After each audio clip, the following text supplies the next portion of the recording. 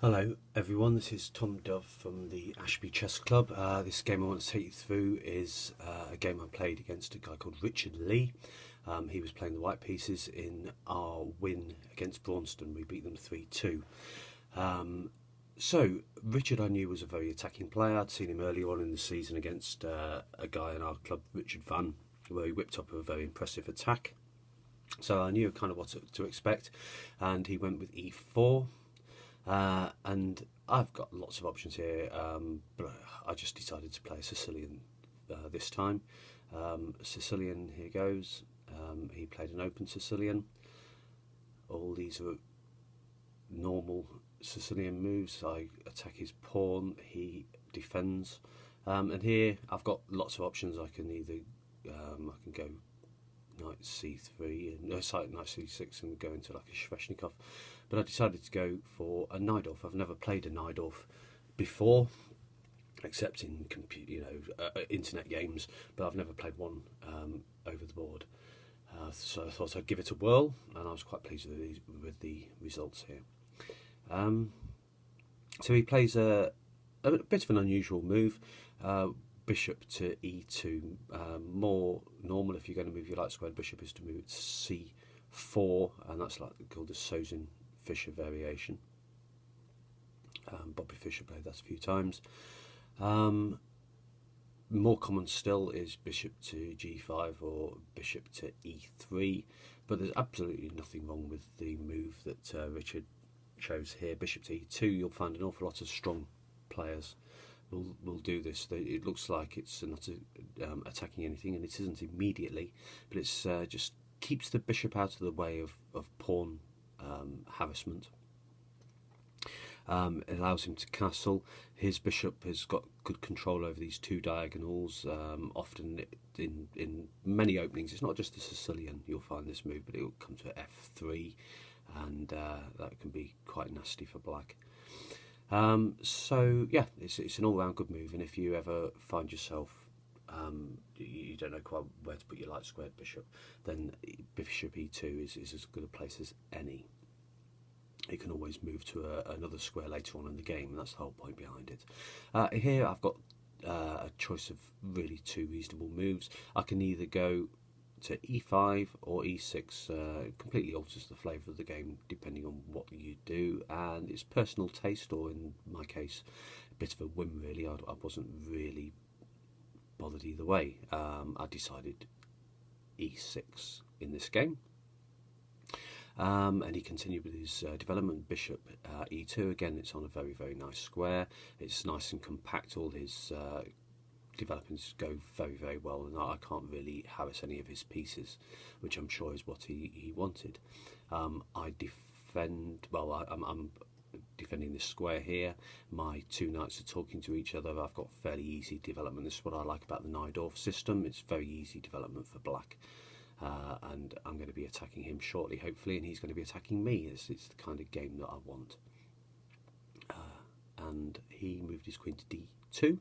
I've still got the option of going into like a dragon system, and if I do that with my bishop fianchettoed here, he's now in the position to swap off my dark squared bishop, my strong dark squared bishop. Maybe not what I want, so I crack on with the Najdorf plan. I want to move my pawn to b5, supported by the a6 pawn. I ought to have told you the a6 pawn, it looks a bit weak, but the idea behind it is it's a prophylactic move. It stops any nasties arriving on the b5 square, and there's lots of them if you look, and in some lines white can drop a piece on there anyway. You have to know those lines before you play the Najdorf. It can get very nasty. White can play like a sacrifice, but as long as you know that, and you're looking out for those tactics, then there shouldn't be too much problem there for you.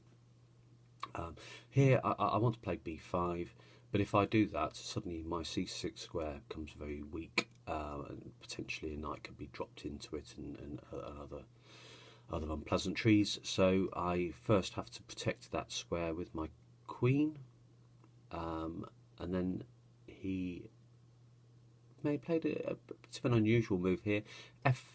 f4 is probably more normal, but this knight move, again, nothing wrong with it. Probably a little bit of a waiting move and opening up the file, the path to the d file, and putting pressure on this pawn here. So absolutely no weakness really in either camp at the moment.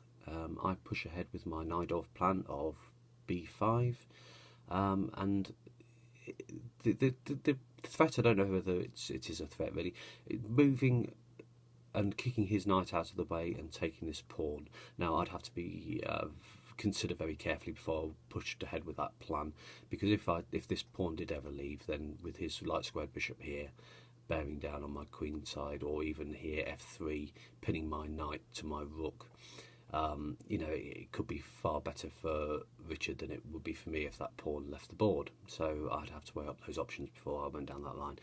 Anyway, Richard's prevented any thoughts of that plan anyway by a3 stopping b4. So I just cracked on with bishop to b7, attacking this pawn, and he defended it with f3. It looks like just a defending move, purely a defending move, but it isn't. It's the basis of the kingside pawnstorm. The g4 and g5 is coming, probably h4 and h5 in short order. I just developed similar. This bishop here is similar to his bishop on e2. My bishop on e7. It can come here and here later on maybe, but it's still protecting this pawn, which is very important. And here comes the pawn storm. Now I have to be very careful here, because this pawn's coming to g5, kicking my knight. And now where does the knight go to once it's kicked? I can't come here or here or here. I can go back and I can go to h5, and neither of those are particularly attractive. So I have to make a breathing hole. I move my other knight to the centre of the board, and that leaves a square available for my knight to move to once it's kicked, which it duly does get kicked there, and back it goes. Now Richard played a move which I perhaps wouldn't have considered myself. He kicked my other knight now and continued his pawn storm with the tempo. But the trouble is, this kicks my knight to a better square than it's already on. It was probably coming to that square anyway. And it's forking his queen and his dark squared bishop, and really I'm quite happy to have his bishop leave the board in return for my knight leaving the board, because it's an open position and I think bishops are going to be far more important in this game than perhaps knights are. So I'm guaranteed picking up either one of these bishops, and it's the light squared bishop that Richard gives up, and I take back. And he moves his knight into the centre, as you'd expect. Now this pawn is looking a little bit weaker without that light squared bishop on the board, so I can attack it, and I am going to take it now, because there aren't any nasties that can happen. And he's got to find a way to defend it. And I was quite surprised, really. He moved to g2 here. And it looks really, really strange, voluntarily putting your queen in the pin, and it isn't ideal, protecting your pawn with your queen. But I couldn't find any good way of of taking advantage of the pin or attacking it again. And Richard's position just about hangs together, and that's sometimes all you need when you're playing a position like this, just a position that just about works. And it's looking very fragile, but then that's what the Najdorf is about. It's two very fragile structures clashing, and it can just go very badly wrong for either side at any time. And that's the attraction of it, I think. So I can't think of any real way to take advantage of that. So I switch my attentions to his B pawn, and I'm expecting maybe him to defend it, but he doesn't. He is a very attacking player, very aggressive, and he decides to treat that as a poison pawn. He castles, and now this is looking very dangerous. These pawns here, with a rook supporting them, and he's daring me to take this pawn. Now, a lot of players wouldn't even dream of taking that pawn on principle, because they've been beaten in the past with it, but I couldn't see any good reason not to, and I took that pawn, and the reason why this doesn't work here is obviously because his knight is hanging, so he has to defend that knight, and he chose to defend it with his queen, and now I have to do something about this rook, because that's going to be devastating. It's going to trap my queen, so I move back, and so if this rook comes here, I can move my queen out of the way, and yes, he's got an open file for his rook, but that's as bad as much as the damage as he can do, and I've got a pawn. You know, at the end of the day, it's pawn's a pawn. And so he pushed ahead with his pawn storm instead, and I wasn't going to open up the position for him, so I just kicked his knight, and he dropped it back to e2. Now I want you to pause the video if you can, and just try and find a move that you might play in this position as black.